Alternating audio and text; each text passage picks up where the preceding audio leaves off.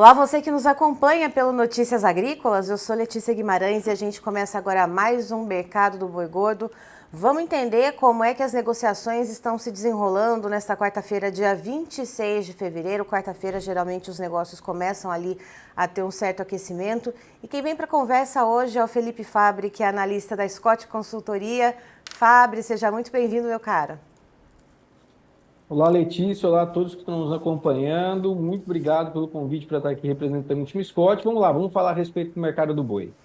Prazer é todo nosso. Só antes da gente começar essa resenha, esse bate-papo por aqui, Fábio, eu quero falar com você que está do outro lado da tela assistindo, seja pelo site do noticiasagricolas.com.br ou pelo nosso canal no YouTube, Notícias Agrícolas Oficial. O nosso canal de comunicação com você está aberto no nosso chat. Mande as suas perguntas a respeito do mercado do boi gordo, que eu vou encaminhando para o final da conversa aqui com o Fábio. Pode falar também aqui no nosso chat como é que está o preço da arroba bovina aí na sua região.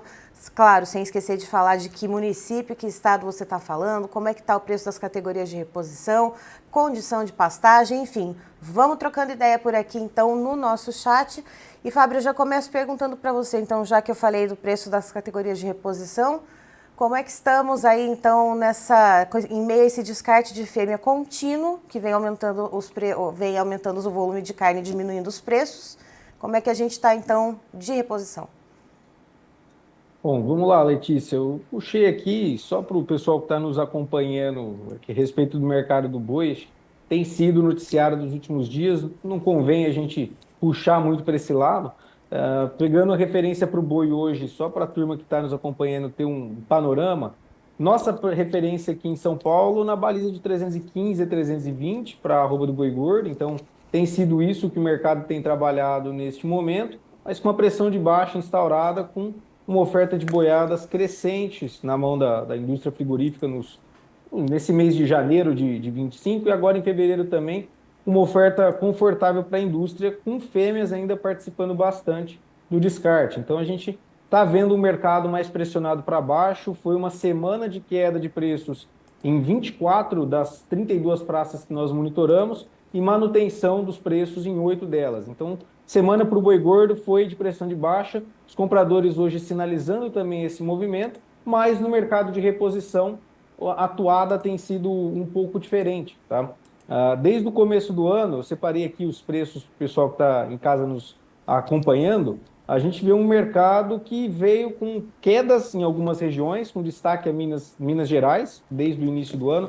Foi a praça que mais acabou perdendo sustentação na sua referência, com queda de 8% para o bezerro de desmama, mas nas demais praças, o movimento ele foi praticamente de estabilidade a alta, as cotações do bezerro. Então, um mercado de reposição que, diferente do mercado do boi gordo, tem trabalhado um pouco mais sustentado nesse momento, com as referências de todas as praças que nós monitoramos, são 13 praças aqui para reposição, tendo um comportamento de alta na comparação anual. Então, a gente vê um mercado que, nesse momento, para reposição, está trabalhando ali firme. O bezerro de desmame em São Paulo hoje, na casa de 2.500 por cabeça. O bezerro de desmame em Minas Gerais, 2.259. Enfim, tem sido um mercado mais sustentado esse de reposição nesse momento.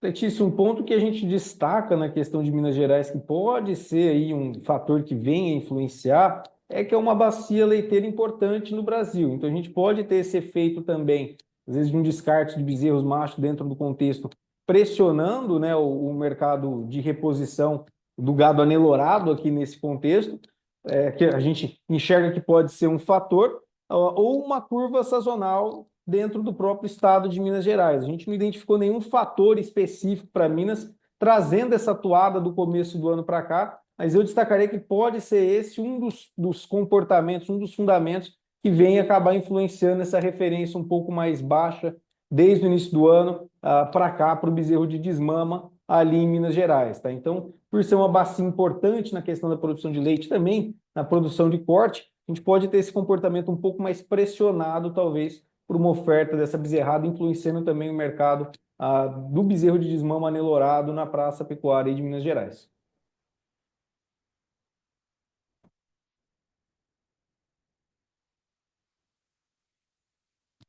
Letícia, tem sido um mercado também que a gente tem assistido um direcionamento de preços firmes, principalmente para a cotação dos machos, tá? Nesse contexto. Para as fêmeas, a gente tem acompanhado já um mercado um pouco mais pressionado nos últimos dias, seguindo também esse comportamento de maior descarte de fêmeas para abate. A gente também está vendo uma aceleração na oferta de fêmeas de descarte no plantel para reposição, que vem acabando por tirar um pouco dessa sustentação dos preços para as fêmeas, tá? Então, assim, macho, a gente vê um comportamento mais de firmeza as cotações, quanto para as fêmeas, um mercado um pouco mais pressionado para baixo nesses últimos dias, nesse mês de fevereiro.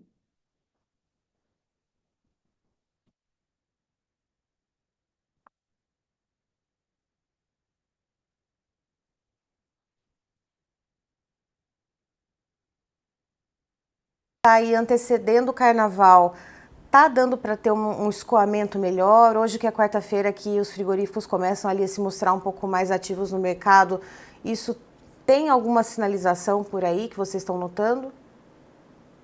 Letícia, hoje pela manhã, com base nas conversas que nós tivemos com o pessoal da indústria, com também os pecuaristas, não, tá? O reporte que a gente tem é de um mercado ainda bem travado na questão do escoamento de carne bovina. Esse comportamento para o traseiro, essa queda que a gente assistiu no mercado atacadista de carne com osso, ele também foi reportado por nós aqui no começo da semana, foi algo que nós também observamos. E essa pressão para os cortes de traseiro, ela já tem acontecido desde o final do ano e ela se intensificou mais agora. Tá? Então a gente teve um peso mais forte agora em fevereiro, com essa queda de quase 6%, dependendo aí da instituição que estiver comentando a respeito da questão do preço no atacado de carne com osso, puxado pelos cortes de grill. E a gente acredita que o carnaval não vai ser um fator que venha a trazer uma movimentação para carnes neste curto prazo. Por quê? Não é algo sazonal a questão do churrasquinho. A gente tem muitos blocos, a folia, o pessoal indo para a rua, mais na questão da bebedeira mesmo, né? Do curtir ali, sem muito a questão do churrasquinho. É mais a família que acaba se reunindo, mas a massa, o conjunto como um todo, ele vai acabar não sendo um fator, na nossa visão, de influência no escoamento de carne bovina. Quem deve acabar sendo e seguindo como um fator importante é a exportação. A gente viu uma exportação acelerada em janeiro, agora em fevereiro também com bons números, e esse deve ser um dos principais canais de escoamento da carne bovina, pensando no curto prazo, mesmo com o carnaval chegando, com esses 3, 4 dias aí, com o pessoal podendo se reunir, fazer um churrasquinho, a gente acredita que não vai ser um fator que vai enxugar a questão dos estoques que há hoje dentro das indústrias frigoríficas. Tanto é que o pessoal tem nos reportado essa dificuldade maior de venda da carne da carne sem osso no mercado atacadista. Ou seja, o varejo não está procurando repor seus estoques ainda, não está buscando repor seus estoques, está cauteloso com relação a essa reposição. E aí a gente vai ter que analisar após o carnaval como que foi esse desempenho, mas eu não acredito em um fator que venha a influenciar consideravelmente os estoques que estão neste momento na mão das indústrias. Bom, deve influenciar então para aqueles que produzem o malte, para quem produz o lúpulo, para quem produz a cevada, né, Fábio? Mas aí eu te pergunto, Com certeza. com esse encurtamento do mês, né, que a gente vai ter menos dias úteis no mês de março, isso também pode impactar alguma coisa, já que o escoamento, então, por causa do carnaval, não deve ter muito efeito, mas deve ter algum impacto nas escalas de abate, nas negociações também, já que vai ter, então, um mês um pouquinho mais curtinho? Letícia, acho que a questão da programação, ela já foi realizada por parte das indústrias, assim como a gente teve ali no final do ano.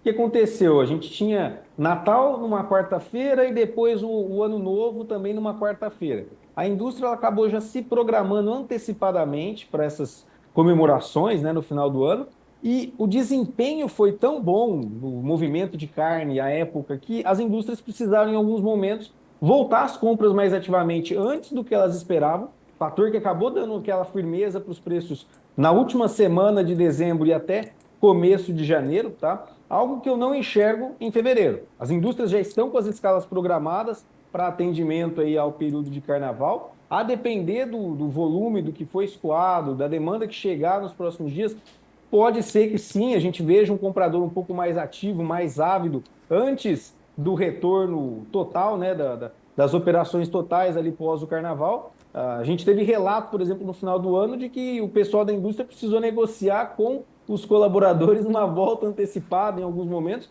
para poder dar sequência ao abate, porque a demanda foi tão grande, acima das expectativas à época, que levou a esse movimento.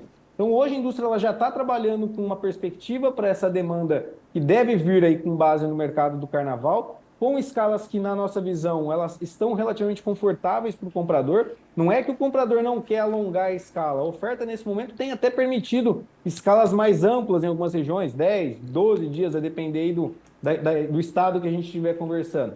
Mas é que, como uma estratégia, compensa muito mais cadenciar essas escalas, não alongá-las tanto, com a perspectiva talvez de um preço um pouco mais baixo nos próximos meses, até o que o mercado futuro tem sinalizado, né, uma curva sazonal de preços, com arroba ali para maio, abril, abaixo dos R$ 300. Então convém para a indústria talvez manter essa escala um pouco menos alongada, mesmo com uma oferta confortável, do que alongar demais, correndo o risco de um preço médio talvez um pouco mais alto do que num futuro não tão distante. E, Fabri, quando a gente olha para a questão do confinamento, já tem alguma sinalização? Eu sei que a Scott aí faz quase que um tour aí pelas principais praças produtoras para saber como é que vai ficar o confinamento. Queria saber se já tem alguma sinalização, pensando nos custos de produção, principalmente bezerro, milho e farelo de soja. Letícia, vamos lá. Eu vou até abrir uma colinha aqui, que a gente tem questão de preços de tudo, a questão do confinamento, estimativa de resultado também. Primeiro ponto que eu destaco: no final do ano passado, nossa expedição Confina Brasil trouxe aí insights com relação à perspectiva para esse ano de 2025, e era consenso, dentre os confinamentos que a gente visitou, foram quase 200 confinamentos, mais de 200 na verdade, eu não tenho o número exato, mas a gente visitou mais de 200 confinamentos aí, em resumo, e a maior parte deles apontando uma perspectiva de aumento na sua operação para este ano. Tá? Nós ainda não realizamos uma entrevista parcial com o pessoal para falar se eles mantêm essa visão. O que eu enxergo para a temporada, para o confinamento nesse ano? Um primeiro giro pouco atrativo, tá? Um primeiro giro hoje que, quando a gente pega o preço olhando para São Paulo como referência, quando a gente pega o preço do boi magro, pega o preço do milho e o preço futuro do boi gordo, a gente não tem uma margem operacional para o confinador, tá? A gente, se for ter algum lucro ali, dependendo da estratégia, dependendo do momento, de uma trava de preço, teria um lucro de 25 a 30 reais por arroba. Então, um boi hoje de 300 reais para o confinador, pensando na saída dele, entrada agora em abril, que é quando o primeiro giro começa a ter mais apetite, né? Quando o confinamento realmente começa a operacionalizar o primeiro giro, se fosse entrar com um boi magro no primeiro giro, com o preço que a gente tem hoje de boi magro, girando ali na casa de 4.400 aproximadamente para São Paulo, com um custo da diária aqui em São Paulo na casa de 17 a 18 reais, e um boi gordo sendo vendido ali no final de junho, começo de julho, na casa de 300 reais, a gente não tem margem, tá? Seria no máximo aí um lucro de 25 a 30 reais por cabeça. Então é um mercado que, para primeiro giro, na nossa visão, ele vem bem pressionado com o aumento dos principais custos de produção relacionados a ele. Quando a gente pega o milho, né? Indicador CPEA do milho subiu só agora em fevereiro 13%. Nosso levantamento indicando aqui para o milho base Campinas uma referência hoje na casa de R$ 81 por saco. Tá? Então, um mercado que teve os seus custos de produção subindo, e não foi só o milho, estou destacando aqui o milho, mas quando a gente pega o farelo de algodão, subiu o preço também, tanto 28% de proteína bruta quanto de 38%. O preço da polpa cítrica, pensando em componentes ali, tanto os proteicos quanto os energéticos, o preço da polpa cítrica também subiu no final do ano passado. Então, um mercado que entra para uma perspectiva de crescimento, com base no que a gente reportou no benchmarking do Confina Brasil, mas com desafios operacionais nesse primeiro giro, que, na minha interpretação, devem diminuir o ímpeto do confinador. devem reduzir a quantidade de cabeças num primeiro giro e aí um segundo giro talvez entrando mais forte nesse mercado, nessa temporada de 2025. Algo que em 2024 foi diferente. O primeiro giro tinha uma margem interessante de operação e o segundo giro nem se fala, mesmo com o preço não tendo disparado, a gente tinha um cenário de margens mais atrativas, com o preço do milho mais acessível e até dos outros insumos também mais em conta. E aí, olhando esse cenário que você traçou, né, pegando essas informações do ano passado, de uma perspectiva de um confinamento um pouco maior nesse ano de 2025, mas com esse primeiro giro mais desafiador, a gente deve ver um aumento mais comedido do que o previsto ainda pela Scott Consultoria no ano passado, Fabri? E aí, acrescento, isso deve mexer com os preços da arroba do boi gordo nesse primeiro giro? Letícia, só para dar também aqui nome aos burros, para a gente ter algumas referências, né? Boi magro em um ano aqui, nossa referência subiu 40% em São Paulo, e aí quando a gente pega o boi gordo, o aumento foi de 34% nesse cenário, nesse período. Quando a gente leva em consideração aqui, a novilhada subiu 37% para a reposição do plantel, a vaca gorda 36%, e o bezerro de desmama subiu 39% em São Paulo. Então o boi subiu 34, né, que eu comentei, enquanto os animais de reposição, os bovinos para reposição, pensando nos machos, tiveram uma alta maior nessa comparação anual. E isso deve ser o mercado ao longo de 2025. Depois de 2 anos de forte descarte de fêmeas, é a condicional que a gente tem para o mercado de reposição. Um mercado com preços firmes ao longo dessa temporada. Voltando para a questão aí do confinamento que você citou, Letícia, nossa perspectiva é de aumento ainda esse ano, tá? E sim, um aumento que deve vir menor do que as expectativas iniciais apontavam para o ano de 2025. Talvez um investimento um pouco mais estratégico nessa temporada. Estratégico, eu digo, olhando que eu quero dar um giro mais rápido dentro da minha propriedade, ou eu estou com uma oportunidade aqui de fazer uma reforma, ou trabalhar com algumas regiões, algumas áreas de pasto no meu confinamento aqui, na minha propriedade. Eu quero entrar com um giro mais rápido, mais para frente, posso usar o confinamento como uma estratégia ou o momento está propício, tá? Então, esse deve ser o cenário, o confinamento que deve crescer, mas menos do que as expectativas iniciais. Tomando o cenário base para 2025, que é de um ano na nossa visão, mesmo com esse abate de fêmeas ainda intenso no começo do ano, de menor oferta de boiadas, o confinamento vindo menos intenso para o segundo semestre, num momento onde a demanda tende a ser maior, exportação historicamente é maior no segundo semestre, consumo doméstico é maior no segundo semestre, isso, na nossa interpretação, consideravelmente deve trazer um cenário de manutenção à alta para os preços da arroba do boi gordo. Então, sim, é um mercado que pode influenciar o preço para o segundo semestre, principalmente na nossa interpretação, tá? E falando dos insumos também, rapidamente, eu puxei aqui a questão do farelo, só para ter uma ideia, referência hoje de farelo de algodão em Mato Grosso, na casa de 1.100 nesse fevereiro. Quando a gente pega ali a entrada do segundo giro, né, a entrada do confinamento, tanto primeiro quanto segundo giro, a gente estava falando de uma referência de farelo de algodão na casa de 977. Isso para Goiás. Para Mato Grosso, o farelo de algodão em R$ 846, 814, R$ 846 ali em abril, maio do ano passado, hoje mais próximo dos 918, chegando até em algumas condições a R$ 1.000 a tonelada, tá? Então, assim, foi um mercado que acabou desafiando um pouco mais na questão de custos de produção para o confinamento nessa temporada e pode dar uma esfriada frente ao que a gente tinha de expectativa inicial. E soma-se a isso também, Fabri, me ocorreu agora, a gente está falando de custos de produção com alimentação, a gente está falando de mercado de reposição, mas temos que lembrar também das taxas de juros, né? Para o pecuarista que vai fazer algum investimento aí, que vai ter que colocar a mão ali no balcão do banco para tomar um empréstimo, é outro desafio também para esse ano, né? Letícia, exatamente, esse é um ponto, até eu levantei isso com o pessoal, a gente deve trabalhar com um material logo menos da atratividade do confinamento frente à Selic. Uma taxa de juros pagando 1% ao mês, praticamente, com uma renda fixa, claro que tirando todos os desafios com relação à economia brasileira, se o Tesouro Nacional não der conta de pagar a dívida pública não der conta de arcar com o seu compromisso, aí o Brasil quebrou de vez. Mas, enfim, levando em consideração o cenário base de 1% ao mês, frente ao que a gente tem hoje pro confinamento, é muito mais atrativo você não entrar com uma atividade de alto risco ou não entrar numa operação como confinamento nesse momento, do que colocar o dinheiro na renda fixa. Tá? Então, pensando em investimento, a pessoa que quer pegar o seu capital e fazer um giro com ele, talvez com uma atratividade mais interessante, aquele que não é pecuarista nato dentro da sua operação, ele vai acabar optando por manter o capital numa renda fixa, numa atividade mais conservadora dentro do mercado brasileiro. Com certeza, fora a questão, é claro, aí de contrair, pegando o pecuarista como referência,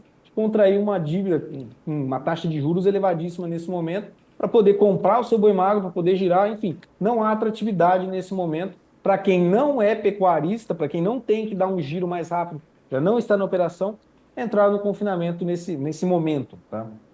Fabri, a gente falou ainda no comecinho da nossa conversa sobre as exportações, que vão muito bem, obrigada. E você me deixou um gancho agora dessa situação macroeconômica brasileira, né? Tem a questão das taxas de juros, temos a inflação. Como é que a gente vê o consumo interno para os próximos meses, 2 ou 3 meses, se assim der para fazer um exercício de futurologia?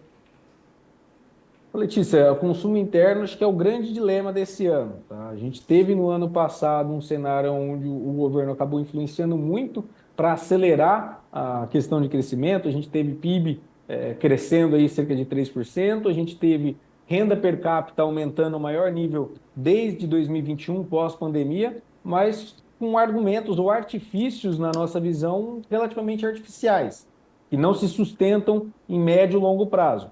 E a gente está vendo nesse momento outro artifício, levando em consideração que o governo está propondo agora a respeito do saque do FGTS, né? Saiu recentemente, o governo deve permitir a retirada do saque do Só sacar que o é FGTS para aniversário, né? aqueles que. Isso, aqueles que optaram pelo saque aniversário, eles devem ter uma renda entrando a mais agora. É uma estratégia que o governo toma nesse momento para conseguir dar um subsídio a uma maior demanda, a um maior consumo, só que isso, na nossa visão, é um tiro que acaba saindo pela culatra, porque a partir do momento em que isso acontece, que há mais injeção de capital, entre aspas, de modo relativamente artificial na economia, você vai gerar, num primeiro momento, maior demanda por determinado produto, e se o preço já está elevado em função de um movimento de oferta e demanda da própria commodity, a tendência é que o preço se sustente, fique ainda mais firme, e que isso não leve a alívio para a questão do consumidor. Gera-se, na nossa visão, um cenário onde há a possibilidade de aumento da inflação. Tá? Então, no curto prazo, pode haver um aumento do consumo, mas se a oferta não aumentar, se a gente seguir com um mercado equilibrado, ajustado, a tendência é que os preços acabem não caindo, e sim aumentando por conta de artifícios artificiais. E aí, para o restante da temporada, há muita dúvida na nossa visão de como vai se comportar, se os dados de desemprego vão se manter, enfim, qual que vai ser o cenário para o consumidor brasileiro nesse ano, já tendo mostrado um limitador neste início de 2025 com relação até onde a carne bovina consegue chegar. Eu não vejo espaço para que os preços da carne bovina no primeiro semestre subam mais do que subiram no final do ano passado. De julho até dezembro de 2024, o preço da carne bovina disparou 30%. Em um ano de recorde de oferta, recorde de produção, mas de recorde de demanda também. Tanto demanda externa quanto demanda interna no segundo semestre. E aí, se a gente for parar para analisar aqui, chegamos a esse patamar e agora a gente vem com uma desaceleração dos preços já demonstrado no atacado com osso, sendo repassado agora no atacado sem osso, e chegando a conta-gotas no varejo, tem alguns cortes que estão cedendo aí os preços no varejo nesse começo de 2025, a minha interpretação é que talvez o teto para o preço nesse primeiro semestre tenha chego, pensando que é um momento de oferta de boiadas relativamente maior, e para o segundo semestre aí sim os preços podem subir, e a depender do ritmo da economia brasileira, dá para a gente ter talvez um novo fôlego. E 2026 é que vem um cenário, na minha visão, talvez de maior interpretação ainda com relação ao como vai ser. Por quê? Se realmente essa isenção do imposto de renda para quem ganha até R$ 5.000 acontecer, pode haver um maior direcionamento de demanda para carne bovina.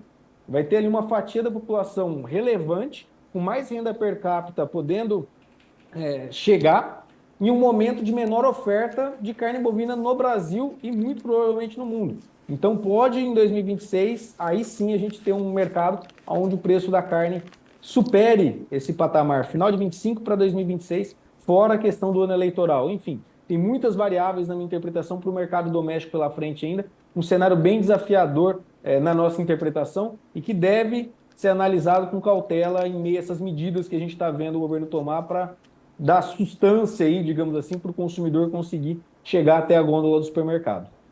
E Fábio, perdão, a gente falava agora há pouco da queda dos preços da carne no atacado com osso e também sem osso. No final, agora nessa segunda quinzena de fevereiro, já é algo tradicional de acontecer uma redução, mas eu queria saber como é que está a competitividade com as outras proteínas, porque a carne suína também deu uma estilingada nesse começo de ano, bem atípica. Os ovos agora no mês de fevereiro também, até a mídia tradicional está noticiando isso, né, desses preços mais elevados. E eu queria saber de você como é que fica então a competitividade com carne suína, carne de frango, carne bovina e se puder incluir os ovos também aí nessa cesta para nossa audiência. Ó, vamos lá, Letícia, eu vou pegar aqui só para o pessoal que está nos acompanhando ter uma ideia, tá? Eu trago uma relação de troca, estou com uma colinha aberta aqui. Eu trago uma relação de troca entre o dianteiro e o preço do frango e o dianteiro e o preço do suíno, ambos em São Paulo, no atacado de carne com osso, pegando o dianteiro avulso como referência, tá? A competitividade com relação à carne de frango pro dianteiro, agora em fevereiro, tá? Na parcial. 2 quilos de frango comprados com 1 quilo de dianteiro, tá? Então, houve um aumento, o frango ficou mais competitivo do que a carne bovina nesse momento, no comecinho do ano, nesses 2 primeiros meses, considerando aqui o janeiro e fevereiro. Então, 2,09 quilos de frango médio no atacado para cada quilo de dianteiro. Em 2024, na média de todo o ano, a gente teve uma competitividade interessante para a carne bovina e principalmente no começo do ano, tá? A gente chegou em janeiro e fevereiro de 24 a 1,640 kg de carne de frango para cada quilo de dianteiro. Então, há um ano atrás, a carne bovina estava muito mais competitiva do que hoje, tá? Hoje, compra-se 400 gramas a mais de carne de frango para cada quilo de dianteiro praticamente, tá? Então, piorou o quadro para o boi em 12 meses. Mas na comparação com o início do ano, com relação aí a janeiro e fevereiro, praticamente a mesma baliza, 2 quilos aí para cada quilo de dianteiro. Com relação ao final de dezembro e novembro, houve uma melhora significativa. A gente chegou a 2,5 kg de frango em novembro, para cada quilo de dianteiro. Foi o momento ali em novembro onde o preço do dianteiro voltou a subir, o preço do boi como um todo voltou a subir e o boi perdeu competitividade, tá? Então, nesse momento, o boi está mais competitivo do que em novembro, mas menos competitivo do que um ano atrás, isso frente à carne de frango. Para a carne suína, tá? Também é um comportamento bem parelho nesse janeiro e fevereiro. 1,290 kg de carne suína para cada quilo de dianteiro. Tanto em janeiro quanto em fevereiro está sendo essa baliza, 1,290 em janeiro, 1,228 agora em fevereiro. Então, um mercado que acabou tendo uma competitividade praticamente estável nesses 2 primeiros meses, mas quando a gente pega com relação também há um ano atrás, há uma piora para a carne bovina. Há um ano atrás, 118 quilos de carne de porco comprado para cada quilo de dianteiro. Então, hoje, compra-se, o atacadista ele consegue comprar 100 gramas a mais de carne suína para cada quilo de carne de porco. E pegando ali novembro do ano passado, a gente estava com 1,230 kg de carne de porco para cada quilo de dianteiro, tá?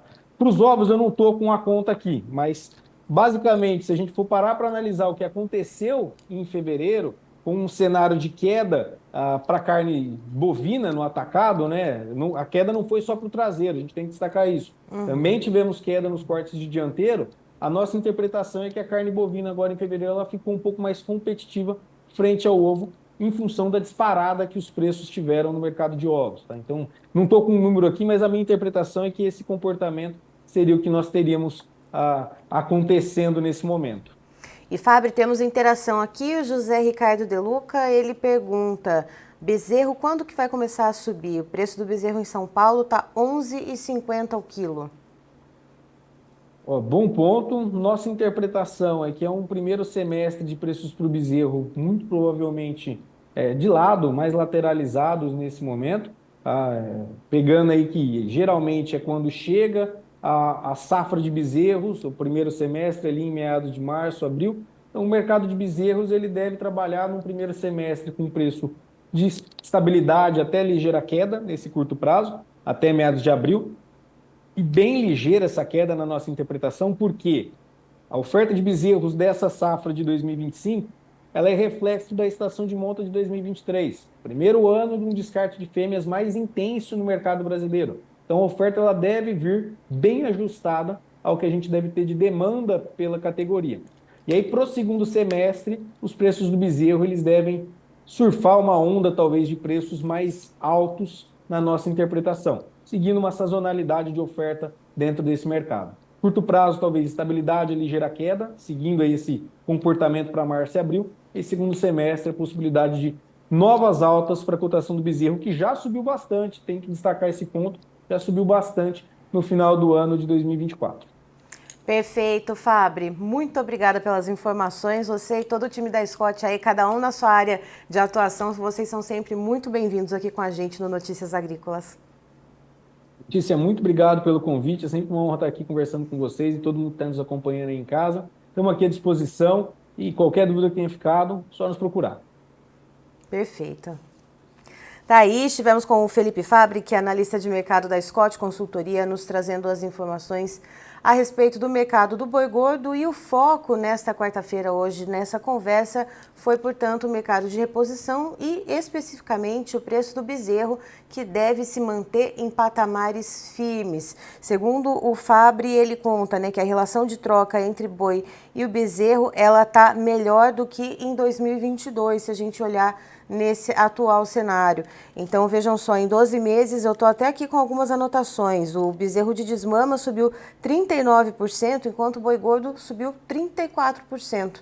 Então, quando o Fabri ele faz ali projeções ainda iniciais, ainda incipientes, mas uma leitura do que pode acontecer no primeiro giro de confinamento, há uma previsão desse primeiro giro ser um pouco maior do que o ano passado, mas com um aumento um pouco mais comedido, sem muita empolgação por parte do pecuarista, justamente por causa do bezerro, preços firmes para o milho. E se a gente olhar também a questão do preço do boi gordo, que está previsto ali então na fase de terminação, e mais ainda, olhar para as questões das taxas de juros, caso o pecuarista precise ali tomar um financiamento no banco. Então pode ser que o primeiro giro venha ali com um pouco de pé no freio, então a gente deve ver então, no semestre que vem um aumento ali nos preços, provavelmente para o boi gordo. E por falar em preços, Pedro, por gentileza, os preços na tela. Vamos lá então ver como é que ficam os preços na B3, a Bolsa Brasileira. O fevereiro que já vai sair da tela, a gente tem uma tímida queda de 0,11%, com a arroba valendo R$ 314 redondinho. O março ele cai também pouquinho, 0,10%. Arroba vale neste momento R$ 307,20. O maio ele tem uma queda um pouco mais proeminente de 0,73% e a arroba tem o valor neste momento de R$ 301 redondo. O boi gordo referencial do CPEA para o estado de São Paulo, ele cede neste momento 0,68% com o valor de R$ 312,10. E vamos dar um giro pelas notícias, portanto, eu tenho aqui informações também que partem da Scott Consultoria, mas um pouco mais amplas, falando de outras praças produtoras. Então vejam só, estabilidade nas cotações do boi gordo em São Paulo. O mercado segue sem mudança de preços, os compradores lançaram ofertas de compras entre R$ 5,00 a R$ 10,00 abaixo do preço de referência, no entanto, sem negócios até o momento. Segundo o Fabri, segue aí a toada no físico de R$ 315 a R$ 320 por arroba no estado de São Paulo. Ressalta-se ainda que alguns compradores continuam fora das compras, portanto, informações da Scott. Dessa forma, as cotações de todas as categorias para o estado de São Paulo seguem na mesma linha e a escala de abate está na média de 10 dias. Paraná, a oferta é razoável e o escoamento de carne relativamente fraco. Nesse contexto, os preços caíram para a arroba do boi e para a novilha, cerca de R$ 5,00 para o boi gordo e R$ 3,00 para a novilha, e as escalas de abate para o boi gordo estão na casa dos 11 dias. Espírito Santo, mercado também bem ofertado, provocando queda de preços em todas as categorias, na faixa dos R$ 5,00 por arroba, e escalas de abate se alongando, média de 14 dias para o Espírito Santo. Então, a gente tem essas informações que partem da Scott Consultoria e as informações da AgroBrasil, do aplicativo AgroBrasil. Então, olha só, Estado de São Paulo captou registro com valores entre R$ 310 a R$ 320, divulgando a sua média em R$ 314,21. Já as escalas para São Paulo, elas estão na faixa dos 9 dias úteis. Estado do Pará, registro de R$ 285 por arroba do boi gordo, portanto, média de R$ 280,78 e escala em cerca de 6 dias úteis. E olhando para outros estados, quando a gente pensa na escala para abate, Mato Grosso do Sul, 8 dias, Mato Grosso, 7, Goiás, 5 dias, Minas Gerais, 12 dias. Inclusive, o Fabri ele trouxe aqui uma informação que o bezerro de desmama em Minas Gerais teve uma queda nesse começo de ano de cerca de 8%, e isso não tem uma razão muito aparente ainda, algo que explique exatamente essa queda, mas algumas suspeitas. Minas Gerais é uma importante bacia leiteira, então pode ser que os bezerros de desmama e outros animais que são da categoria de reposição estejam indo para abate ou estejam indo para outras destinações. Então, essa é uma possível leitura dentre as 13 praças que a Scott Consultoria analisa. Então, para o preço do bezerro de desmama, só Minas Gerais registrou essa queda, portanto, de 8% nesse começo de ano. As demais seguem com preços firmes. Vamos dar uma olhada, então, em informações do governo do Tocantins, que registrou um crescimento de 38,1% na vacinação contra a raiva dos herbívoros, a raiva de morcegos herbívoros, em bovinos no estado. O governo do Tocantins divulgou, por meio da ADAPEC, a Agência de Defesa Agropecuária, um relatório sobre a cobertura vacinal contra a raiva dos herbívoros no Tocantins, que aponta um crescimento, então, de 38,1% no número de bovídeos vacinados contra a doença em 2024, no comparativo com 2023. Então, trazendo esse fechamento, né, do ano passado. Foram imunizados 5.339.515 bovídeos. E a gente tem aí, coloca na conta equídeos também, que teve aumento de 466%, portanto. E os dados demonstram ainda que 45,66% dos bovídeos do estado receberam o imunizante. O resultado ele é muito positivo para o controle da raiva dos herbívoros e comprova que o trabalho realizado pela ADAPEC no monitoramento de abrigos e nos atendimentos às notificações dos produtores e ações de educação sanitária, aliado ao compromisso dos produtores rurais, reflete na garantia da saúde pública e no crescimento da economia. Essa fala é do presidente da ADAPEC, o Paulo Lima. Então, são essas as informações que a gente tem, portanto, da raiva, do controle da raiva, portanto, no estado do Tocantins. Vamos dar uma olhadinha também nas informações que partem do CPEA. Vejam só, queda de braço entre pecuaristas e frigoríficos.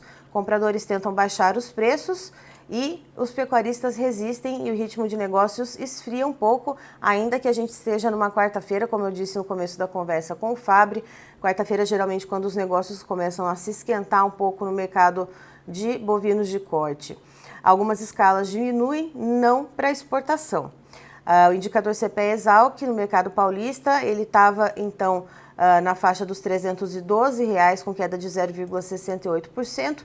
Carne no atacado na Grande São Paulo, com um novo recuo, a arroba do boi casado, dianteiro, ponta de agulha e traseiro, teve uma equivalência Ontem, na terça-feira, portanto, de R$ 326,40, o que significa R$ 7,65 a menos do que o valor registrado na sexta-feira. A procura pelo bezerro também, segundo essa análise do CPEA, diminuiu.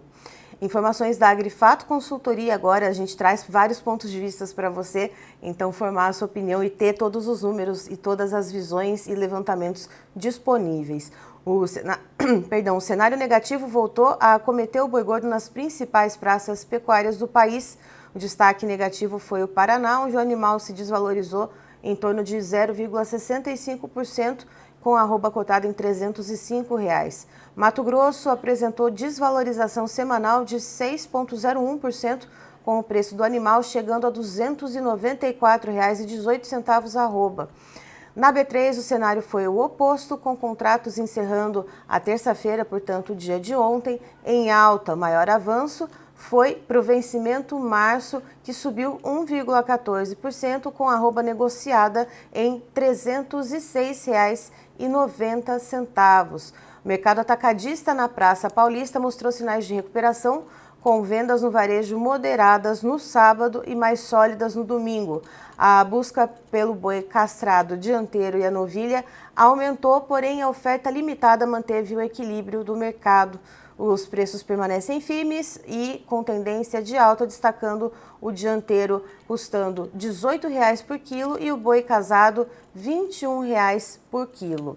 E vale lembrar para você que está nos acompanhando aqui pelo Notícias Agrícolas, pela TV Notícias Agrícolas, que a nossa programação começa cedo, logo às 8 horas da manhã. Carlinha Mendes chega com o Bom Dia Agronegócio, uma abertura de mercado bastante completa para você já começar o seu dia munido de muita informação bem apurada e informações bem selecionadas para você.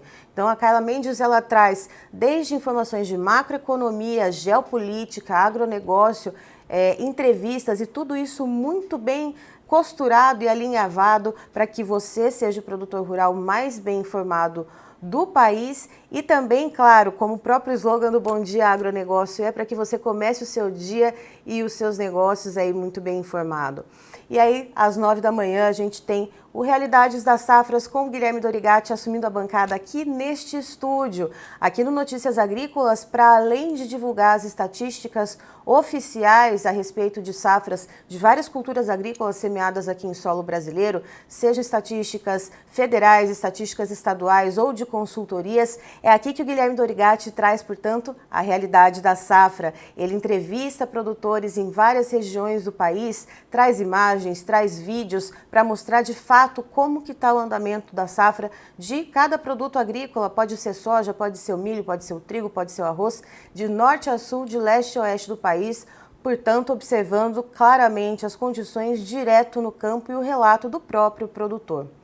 Às 10 da manhã, Erickson Cunha assume a bancada com a previsão do tempo todos os dias, um meteorologista de gabarito para trazer para você as principais informações a respeito do clima no Brasil, também de norte a sul e de leste a oeste, e sempre com um canal de interação aberto com você que está aí do outro lado da telinha, trazendo, portanto, as suas perguntas de como que vai ficar o clima na sua região e o Erickson fazendo essa ponte com o meteorologista, então, para trazer esses dados muito bem apurados com mapas de previsão de chuva, mapas de previsão de temperatura e também previsões um pouco mais estendidas em alguns momentos. Às 11 horas da manhã, eu estou aqui com vocês para falar sobre o mercado do boi gordo. Todos os dias, um especialista diferente, justamente para trazer para você pontos de vista diferentes, para que você forme a sua própria opinião e trace a sua própria estratégia, baseado, portanto, na particularidade da sua operação. E logo em seguida, ao meio-dia, a gente também tem entrevistas, a gente tem mercados. Eu vou perguntar aqui para o Pedro, mercado do que a gente tem hoje? Do trigo. Hoje tem entrevista sobre o mercado do trigo, vamos saber como é que está o andamento desse setor. Lembrando que ainda tem os impactos, né, do clima na Europa. A gente fala ainda do leste europeu, que a guerra entre Rússia e Ucrânia ainda é um fator que impacta a produção de grãos na Europa, e a gente vai também saber como é que ficam os países vizinhos aqui do Brasil na produção de trigo. E a nossa programação segue ao longo do dia com mais entrevistas, com podcasts originais aqui do Notícias Agrícolas, que você pode assistir tanto por vídeo durante a nossa transmissão ou ouvir depois na plataforma de áudio que você bem escolher. Tá certo? Eu encerro por aqui, já já tem mais informação para você. Notícias Agrícolas, informação agro relevante e conectada.